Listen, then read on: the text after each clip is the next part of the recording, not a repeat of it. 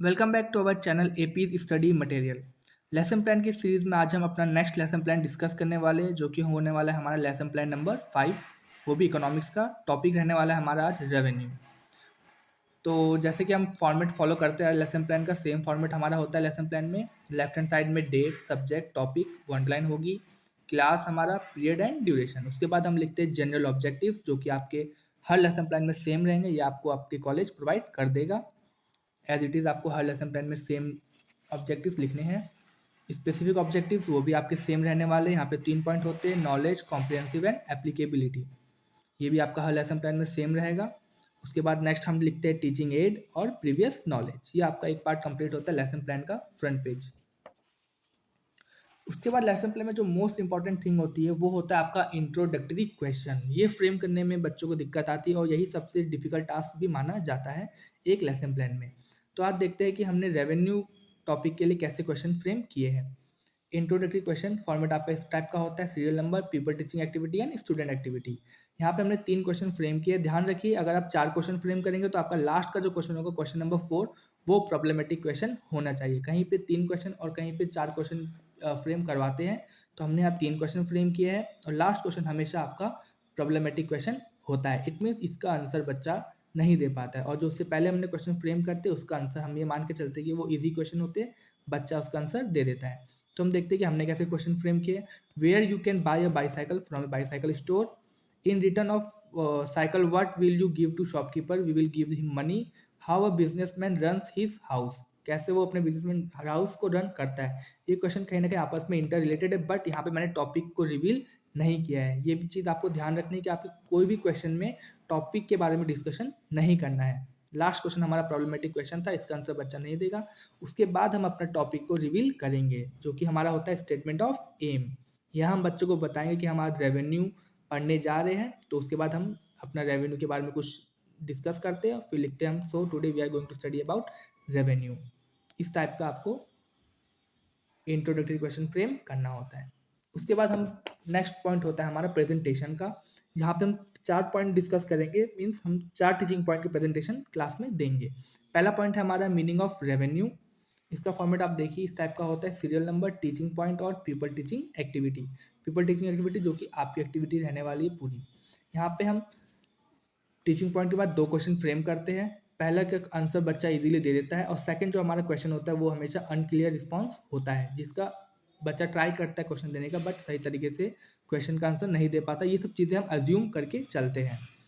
उसके बाद आप टीचिंग स्टेटमेंट डिलीवर करते हैं। बच्चे का रिस्पॉन्स लेने के बाद टीचिंग स्टेटमेंट आपका कुछ इस टाइप का होता है, जो कि आप पूरी की पूरी अपनी जो भी पॉइंट होता है टीचिंग पॉइंट, उसको क्लास में डिस्कस करते हैं।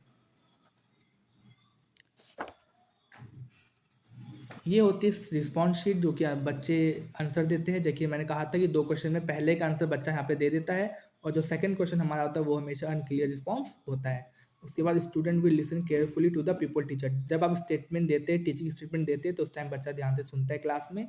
वही चीज़ हम यहाँ पे नोट डाउन करते हैं। फिर हमारा आता है टीचिंग मेथड, जो कि हमने क्वेश्चन से पूछा था, तो क्वेश्चन से मेथड होता है। जब हम क्लास में लेक्चर दे रहे होते हैं, बच्चे को समझा रहे होते हैं, तो वो हमारा लेक्चर मेथड होता है।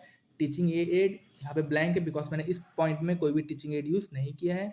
उसके बाद आता है ब्लैक बोर्ड वर्क। जो भी आपने टॉपिक पढ़ा है उसको कुछ ना कुछ आप ब्लैक बोर्ड में लिखेंगे, उसी को हम यहाँ पे कहते हैं ब्लैक बोर्ड वर्क। ये चीज़ सेम आपको ब्लैक बोर्ड में लिखनी होती है। नेक्स्ट हमारा होता है सेकेंड टीचिंग पॉइंट, जो कि है कॉन्सेप्ट ऑफ रेवेन्यू। यहाँ पे भी हमें 2 क्वेश्चन फ्रेम करने होते हैं। पहले का आंसर बच्चा देगा और सेकंड अनक्लियर रिस्पॉन्स होगा।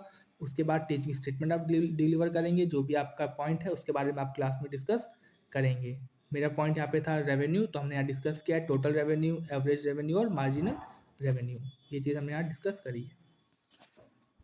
इसके बाद ये होती है बच्चे की आपके आंसर शीट, आप देखेंगे समरी शीट, जिसको हम रिस्पॉन्स शीट भी कहते हैं, कि पहले का आंसर बच्चे ने दिया है, सेकंड अनक्लियर रिस्पॉन्स, फिर student will listen carefully, next question answer, lecture, और टीचिंग एड यहाँ पे ब्लैंक है बिकॉज इस पॉइंट में मैंने कोई टीचिंग एड का यूज़ नहीं किया है।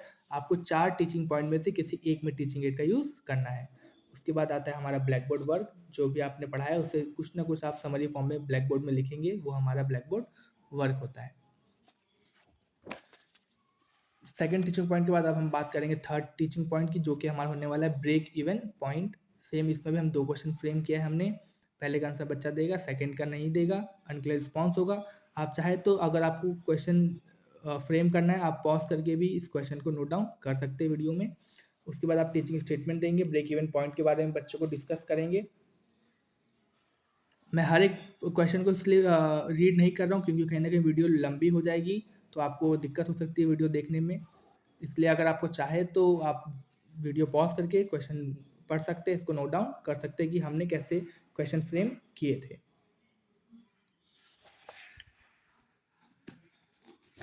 ये है हमारा थर्ड टीचिंग पॉइंट का समरी शीट। देखेंगे तो सिर्फ पहले का आंसर दिया है बच्चे ने, सेकंड अनक्लियर रिस्पॉन्स, उसके बाद सेम चीज़ लिखी, question answer and lecture method. यहाँ पे इंपॉर्टेंट ये होता है कि जो मैंने टीचिंग एड का यूज़ किया है, थर्ड टीचिंग पॉइंट में मैंने टीचिंग एड का यूज़ किया है, जो कि मैंने ब्रेक इवन पॉइंट बताया है कि ब्रेक इवन पॉइंट क्या होता है। इस टाइप का आप टीचिंग एड कोई भी एक टीचिंग पॉइंट में यूज़ कर सकते हैं, चार में से किसी एक में भी आपको यूज़ करना है। तो मैंने यहाँ पे थर्ड पॉइंट में यूज़ किया था, इस टाइप का टीचिंग एड मैंने बनाया है। उसके बाद ब्लैक बोर्ड वर्क लिखेंगे, आप जो भी आपने पढ़ा है उसको ब्लैक बोर्ड में लिखेंगे।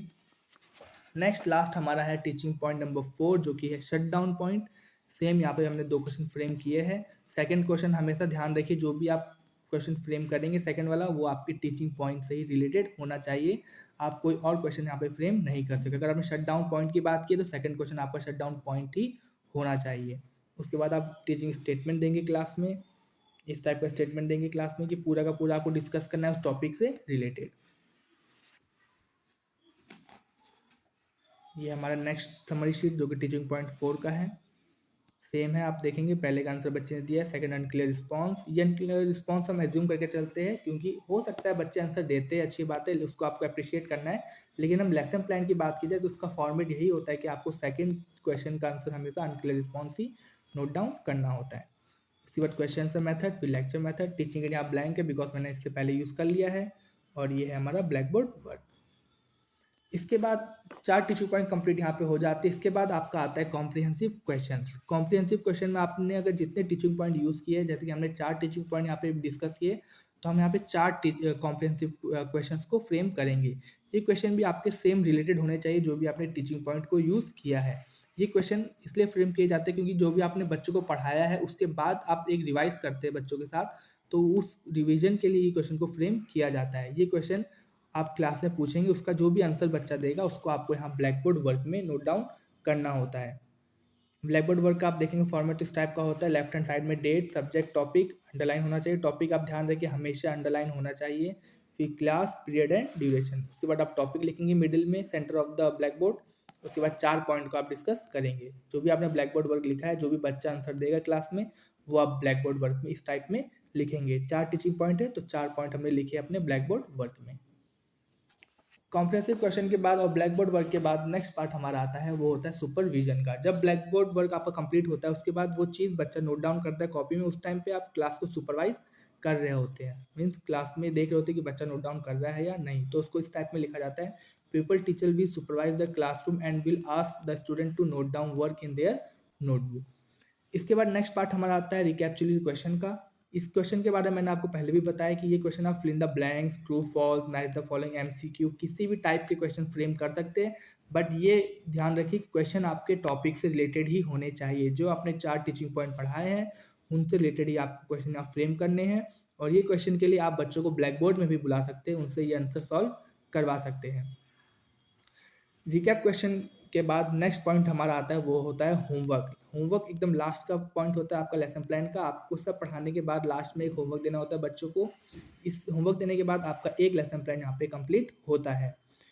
तो उम्मीद करता हूँ ये वीडियो आपको पसंद आई होगी। आज हमने कोशिश की है आपको एक लेसन प्लान समझाने की इकोनॉमिक्स का, जो कि टॉपिक था हमारा रेवेन्यू। अगर ये वीडियो आपको पसंद आए तो जरूर इस वीडियो को लाइक कीजिएगा, हमारे चैनल को आप सब्सक्राइब कर लीजिए, क्योंकि आने वाले दिनों में आपको बीएड से रिलेटेड काफ़ी सारे कंटेंट्स इस चैनल में मिलने वाले हैं। Thank you.